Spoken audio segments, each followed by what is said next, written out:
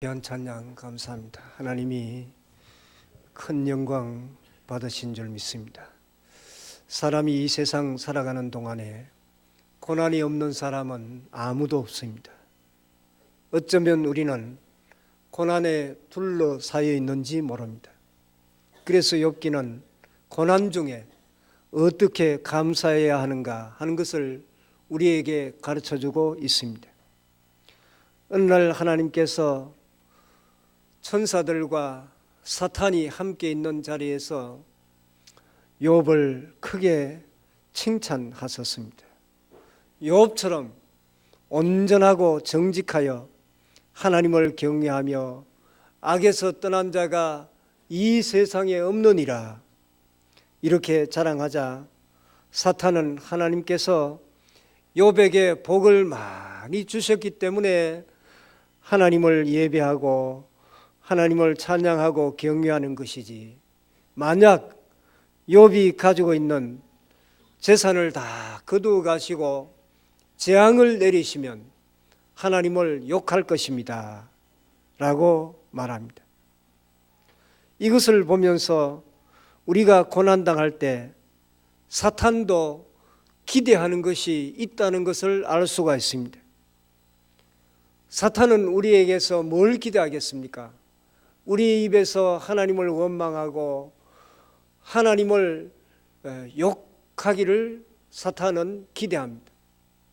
그런데 하나님도 기대하는 것이 있습니다. 하나님은 우리의 입술에 찬양과 감사가 넘치고 믿음의 삶을 살아가기를 원하십니다. 욥은 하나님의 허락 가운데 첫 번째 고난을 당하는데 하루아침에 자기 재산을 다 잃어버립니다. 그리고 7남 3녀, 그렇게 아름다운 자녀들이 집이 무너져서 순식간에 다 죽어버립니다. 이런 엄청난 고통 가운데 욥은 하나님을 찬양하고 있습니다. 본문 21절, 이르되 내가 모태에서 알몸으로 나와 사온적 또한 알몸이 그리로 돌아가올지라. 주시니도 여호와시오 거두시니도 여호와시오니 여호와 이름이 찬송을 받으실지니이다 하고, 도저히 견딜 수 없는, 감당할 수 없는 엄청난 고난 가운데서 오히려 여호와 이름을 높이고 찬양하는 이 모습을 보십시오. 얼마나 위대한 고백입니까? 하나님이 놀라운 고백을 들으시고 크게 기뻐하시며 하나님은 욥을 들어 칭찬하고 또 자랑합니다. 그런데 사탄도 만만치 않습니다. 하나님께 하나님 한 번만 더 기회를 달라는 것입니다. 욥의 몸을 한번 쳐보십시오. 그러면 하나님을 욕할 것입니다.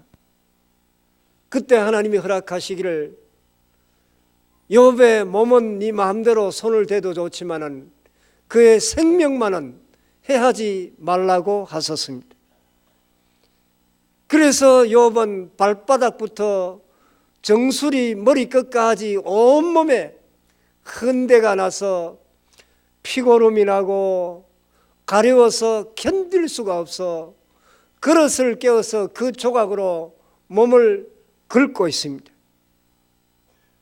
보다 못한 아내는 화가 치밀어 올라 하나님을 욕하고 죽으라고 고함을 지릅니다. 이런 어려움과 고통 가운데 있을 때 내가 무심코 내뱉는 말이 사탄을 기쁘게 하는 말이 될 수 있음을 기억해야 됩니다. 10절에 그가 이르되 그대의 말이 한 어리석은 여자의 말 같도다. 우리가 하나님께 복을 받았은즉 화도 받지 아니하겠느냐 하고 이 모든 일에 욥이 입술로 범죄하지 아니하니라. 우리가 하나님께 복을 받았으니 이런 고난과 어려움도 당연히 받지 않겠느냐, 이렇게 말하면서 욥은 결코 입술로 범죄하지 않았다고 말씀하고 있습니다. 이 말을 들었을 때 하나님이 얼마나 욥을 사랑하고 얼마나 하나님이 기뻤겠습니까? 입술의 감사는 하나님을 기쁘시게 하는 고백이 됩니다. 여러분, 고난 중에도 믿음으로 입술로 하나님을 찬양하고 하나님 앞에 감사할 수 있기를 바랍니다. 이것이 우리 성도들의 몸에 배어야 됩니다. 우리가 고난당할 때 눈에 보이지 않는 영적인 전쟁이 일어나고 있습니다. 사탄이 기다리고 있는 말이 있고 하나님이 기다리는 말이 있습니다. 우리가 고난을 당할 때 원망하고 낙심하고 불평을 늘어놓기 시작하면 사탄이 두 손 들고 환영하며 사탄이 강력하게 우리를 지배해버리고 맙니다. 사탄은 우리를 정죄하게 하고 원망하게 하고 그리고 섭섭하게 합니다. 여러분, 어떤 상황 가운데도 제발 삐지지 마시기를 바랍니다. 삐지면 사탄이 그 순간에 역사하기 때문입니다.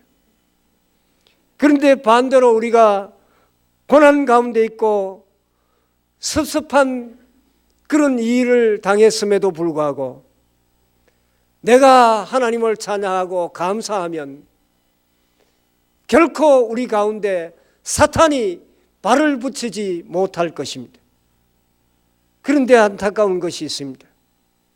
우리가 믿음으로 하나님 감사합니다, 이런 입술의 고백을 가지고 있습니다마는 그러나 계속해서 고난이 계속되고 또 사람들이 계속해서 공격하면 믿음의 사람도 넘어지기 쉽다는 것입니다. 욥을 괴롭힌 사람은 욥의 세 친구들입니다. 이 욥의 세 친구들은 욥을 사랑하고 욥을 도와주기 위해서 찾아온 친구들입니다. 좋은 친구들입니다. 욥기 2장 13절 말씀 보면 이들이 욥이 고난당한다는 소식을 듣고 찾아와서 밤낮 7일 동안 말도 하지 않고 함께 울어준 친구들입니다. 얼마나 좋은 친구들입니까?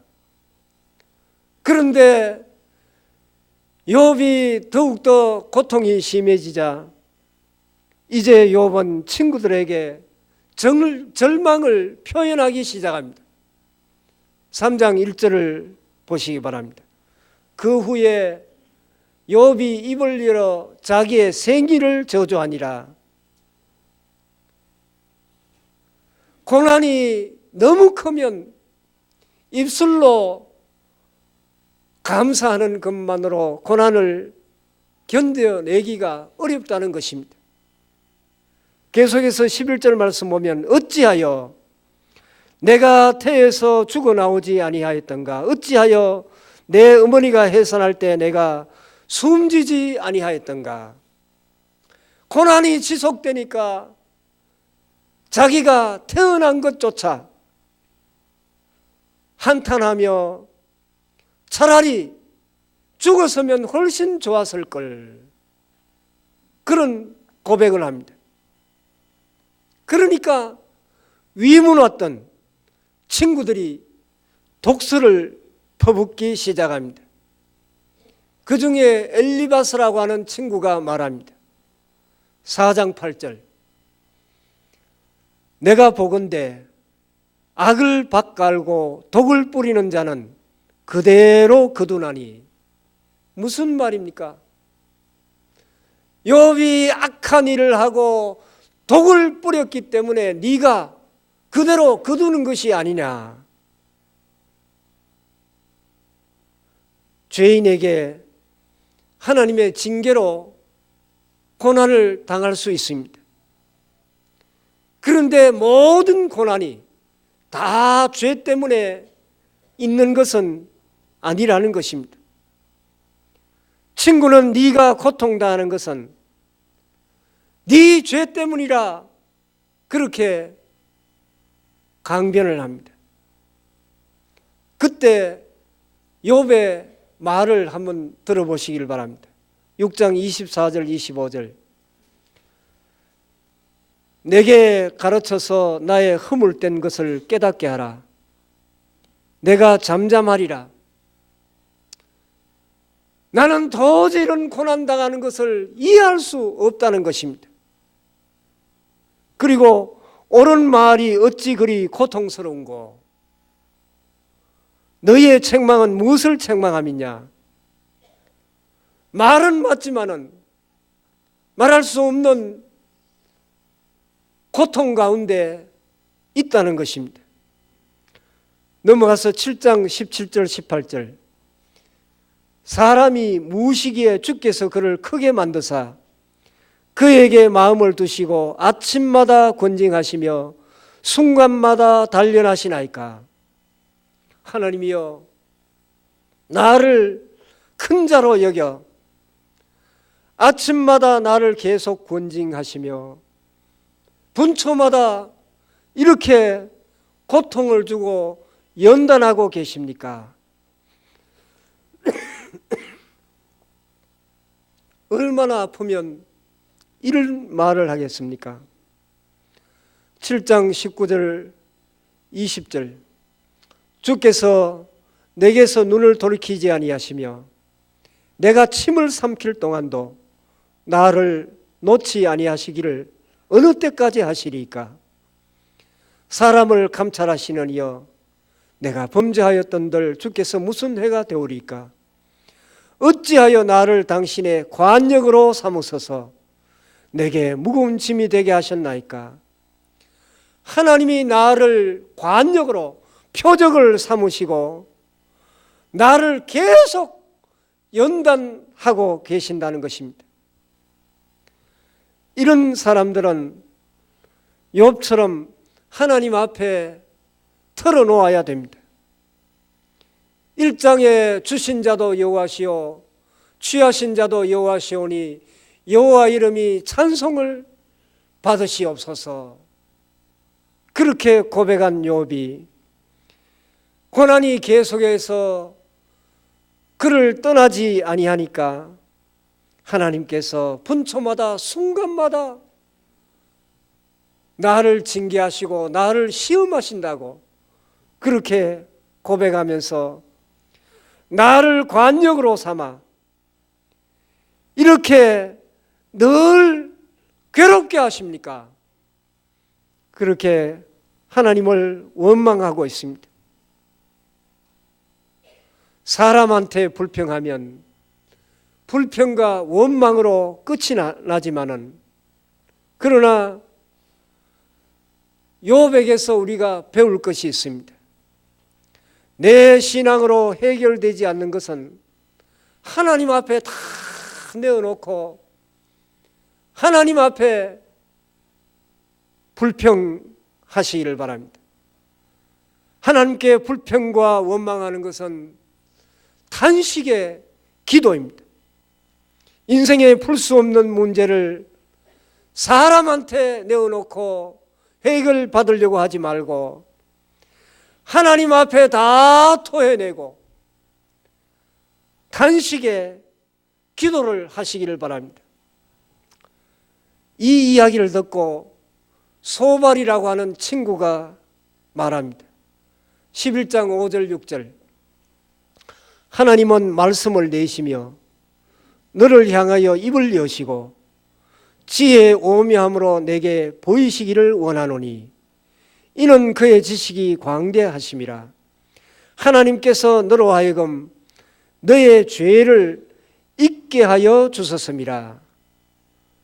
하나님께서 너로 하여금 너의 죄를 잊게 하여 주셨음을 알라. 이 말씀이 무슨 뜻이냐면 지금 네가 받는 하나님의 징계와 벌하심이 네가 지은 죄보다 오히려 가볍다는 것입니다. 하나님은 네 죄대로 심판하시는 것이 아니라 네 죄를 많이 용서해 주시고 지금 다루고 계신다는 것입니다. 욥은 참으로 견딜 수 없는 극심한 고통을 겪고 있습니다. 육신의 고통뿐만 아니라 사랑하는 친구들까지 마음에 깊은 상처를 주고 있습니다. 그러므로 결국 원망과 탄식의 기도로 옮겨가지 아니할 수가 없습니다. 그래서 13장 23절 23절 24절을 보겠습니다. 나의 죄악이 얼마나 많으니까 나의 허물과 죄를 내게 알게 하옵소서. 주께서 어찌하여 얼굴을 가리시고 나를 주의 원수로 여기시나이까. 지금 고난 중에 있는 분들은 이런 고백이 있을 것입니다. 하나님, 왜 얼굴을 나에게만 가리고 계십니까?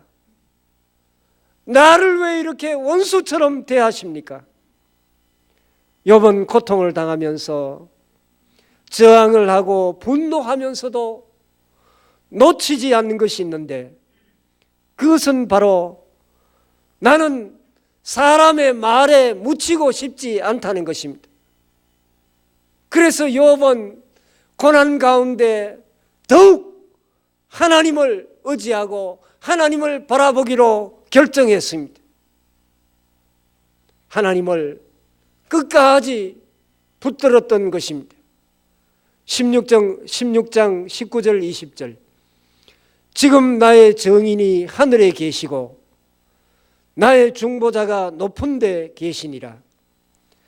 나의 친구는 나를 조롱하고 내 눈은 하나님을 향하여 눈물을 흘리니. 내 눈은 하나님을 향하여 눈물을 흘리니 중요한 표현입니다. 사람들이 나를 조롱하고 친구들은 나를 욕하는데 내 눈은 하나님을 향하여 눈물을 흘리고 있다는 것입니다. 무슨 말씀입니까? 고난 가운데 통곡하며 울며 하나님 앞에 기도하고 있다는 것입니다. 우리가 눈물의 골짜기를 지나지 않고는 감사할 수가 없습니다. 욥은 울면서도 하나님을 놓치지 않았습니다. 그래서 욥기를 읽어보면 고난의 산봉우리가 몇 개 나오는데 그 정점에서 욥의 감사가 터져나오는 것을 볼 수가 있습니다. 여러분, 견디기 힘든 고통이 있습니까? 하나님 앞에 원망하며 하나님 앞에 탄식하시기를 바랍니다. 이것이 왜 중요한가 하면 하나님 앞에서 울고 눈물의 골짜기를 통과한 사람은 입술에서가 아니라 가슴에서 터져나오는 감사가 있게 됩니다. 이것이 욥의 두 번째 고백입니다. 23장 10절에 중요한 욥의 고백을 들어보시길 바랍니다. 그러나 내가 가는 길을 그가 아시나니 그가 나를 단련하신 후에는 내가 순금같이, 개역 성경에는 정금같이 되어 나오리라, 그렇게 말씀하고 있습니다. 내가 순금같이 되어 나오리라는 고백은 그냥 입술에서 나온 고백이 아니라 눈물로 하나님 앞에 기도하며 하나님을 만난 그 감격 속에 터져나오는 감사의 고백입니다. 내가 힘듭니다. 분노합니다. 그런데 눈물의 골짜기를 지나면서 하나님을 바라보다가 믿음의 눈이 열리기 시작하였다는 것입니다. 그리고 입술의 고백에서 가슴의 감사로 바뀌게 되는데, 나의 가는 길을 하나님께서 아시나니 하나님께서 나를 단련하신 후에는 내가 순금과 같이 되어 나오리라는 그런 미래를 욥은 소유하게 된 것입니다. 여러분, 고난 중에 미래의 복을 소유할 수 있는 믿음을 욥처럼 가질 수 있기를 바랍니다. 내가 고난을 당하고 있는 중에 앞으로 하나님께서 내게 주실 복을 감사하며 가슴에 새길 수 있기를 바랍니다. 눈물을 통과한 감사는 하나님이 주실 미래의 복을 소유하는 것입니다. 오늘 고난의 골짜기를 지나는 분이 있다면 기도하면서 오직 나의 가는 길을 하나님이 아시나니 그가 나를 단련하신 후에는 내가 순금 같은 미래의 사람으로 만들어질 것을 믿습니다 하는 이런 믿음의 고백이 있기를 바랍니다. 그런데 여기서 끝나지 않습니다. 앞에 세 친구를 능가하는 젊고 똑똑한 엘리후가 이렇게 이야기합니다. 34장 21절 22절, 그는 사람의 길을 주목하시며 사람의 모든 걸음을 감찰하시나니 행악자는 숨을 만한 흑암이나 사망의 그늘이 없느니라. 행악자, 아주 악한 나쁜 짓을 한 사람은 숨을 곳이 없다는 것입니다. 무슨 말이냐면 욥에게 네가 얼마나 나쁜 짓을 많이 하고 악한 짓을 많이 했으면 숨을 곳이 없이 그렇게 고통을 당하느냐 하는 말입니다. 계속해서 31절 32절을 보면 그대가 하나님께 아뢰기를 내가 죄를 지었사오니 다시는 범죄하지 아니하겠나이다. 내가 깨닫지 못하는 것을 내게 가르치소서. 내가 악을 행하였으나 다시는 아니하겠나이다 하였는가. 네가 하나님 앞에 이렇게 철저하게 회개하였는가. 그렇게 꾸중하고 있습니다. 36절, 나는 욥이 끝까지 시험받기를 원하노니 이는 그의 대답이 악인과 같음이라. 엘리후는 욥이 끝까지 고통 가운데 있기를 바란다는 말입니다. 누구든지 친구에게 이렇게 말하면 어떻게 되겠습니까? 그 길로 끝입니다. 관계가 완전히 끊어질 것입니다. 이것을 보다 못하신 하나님께서 이제 개입하기 시작합니다. 38장 4절, 내가 땅에 기초를 놓을 때 네가 어디 있었느냐? 네가 깨달아 알았거든 말할지니라. 여러분은 하나님이 땅에 기초를 놓을 때, 천지 만물을 창조할 때 여러분은 어디에 있었습니까? 존재하지 않았을 것입니다. 하나님이 욥에게 다시 묻습니다. 40장 11절 12절을 보시기 바랍니다.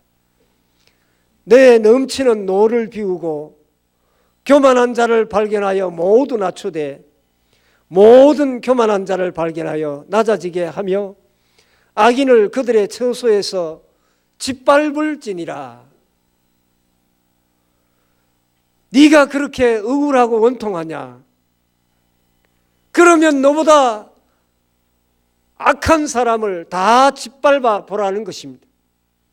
그리고 13절 14절에 그들을 함께 진토에 묻고 땅에 묻고 그들의 얼굴을 사서 엄밀한 곳에 둘지니라.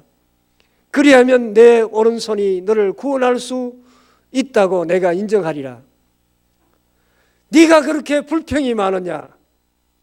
그러면 악한 사람들을 다 죽이고 오면 내 인생을 네가 구원할 수 있다고 인정해 주겠다는 것입니다. 욥은 지금 하나님의 책망을 듣고 있습니다. 사람은 고난 중에 꼭 필요한 것이 하나님의 말씀입니다. 고난이 심한 사람에게 사람의 말은 깊은 상처를 주기 쉽습니다. 그런데 하나님이 책망하시면 하나님의 말씀은 그 사람을 살리게 될 줄 믿습니다. 고난 중에 원망하고 있는 사람은 하나님의 책망이 있으면 일어나게 됩니다. 여러분이 책망하지 마십시오.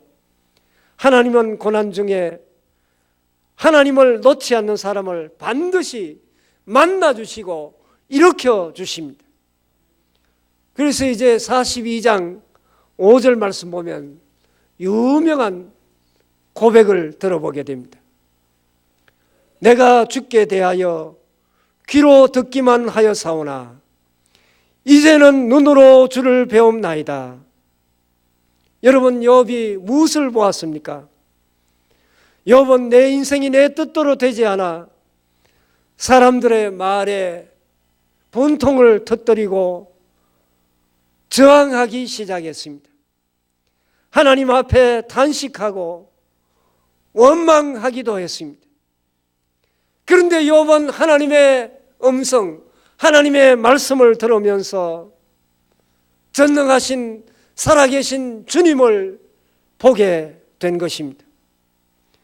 폭풍이 몰아치는 이 고난 중에 하나님이 내 인생의 주인이시구나, 아직도 하나님이 내 인생을 붙들고 계시는구나 하는 이런 믿음을 회복시켜 주신 것입니다. 하나님을 만나는 사람은 반드시 변화되게 되어 있습니다. 고난 중에 하나님을 놓치지 않는 사람은 하나님이 반드시 그 사람을 만나주시고 일으켜 세워주심으로 고난이 끝나게 되는 것입니다. 욥은 발바닥부터 정수리까지 온몸에 종기가 돋아 말할 수 없는 그런 괴로움과 고통 가운데 있었습니다. 그런데 지금은 하나님을 찬양하며 감사로 가득 차 있는 이런 모습을 볼 수가 있습니다. 욥은 너무나 중요한 것을 깨달았고 보았습니다. 사람이 내 인생의 주인이 아니고 내가 내 인생의 주인이 아니라 전능하신 하나님이 내 인생의 주인이십니다 하는 것을 극심한 고난 가운데 깨닫게 된 것입니다. 고난당하는 사람은 반드시 하나님을 만나야 됩니다. 고난 중에 하나님을 만날 때 비로소 그 사람은 온몸으로 하나님께 진정한 감사를 드릴 수가 있습니다. 왜냐하면 주님이 내 인생의 주인이 되신다는 것을 발견하기 때문입니다. 우리가 고난을 당할 때 사람들이 나를 손가락질하고 욕하고 도저히 헤어나올 수 없는 그런 고난을 당할 때 하나님, 전능하신 하나님께서 여러분을 붙들고 계신다는 것을 믿으시기를 바랍니다. 그 주님을 만나야 온몸으로 하나님 앞에 감사할 수가 있습니다. 사랑하는 교회 여러분, 고난이 다가올 때 낙심하지 말고 욥처럼 입술로 하나님을 높이고 하나님을 찬양하고 감사할 수 있기를 바랍니다. 눈물의 골짜기를 통과함으로 가슴 속에서 우러나오는 진정한 감사가 있기를 바랍니다. 고난을 통하여 하나님이 나의 주인 되심을 믿고 넘치는 감사가 우리 가운데 늘 충만할 수 있기를 바랍니다. 기도하겠습니다. 아버지 하나님, 욥처럼 견디기 힘든 고난이 우리에게 다가온다고 할지라도 우리의 삶 전체가 감사가 되게 하여 주시옵소서. 하나님을 원망하고 하나님 앞에 분노가 있던 이들이 주님 앞에 나와 눈물의 골짜기를 통과함으로 나와 함께 하시고 나를 도우시는 하나님을 만나게 하여 주시옵소서. 고난을 통하여 하나님이 내 인생의 주인이심을 깊이 깨닫고 온몸으로 감사하는 우리 모두가 되게 하여 주시옵소서. 예수님 이름으로 기도하옵나이다. 아멘.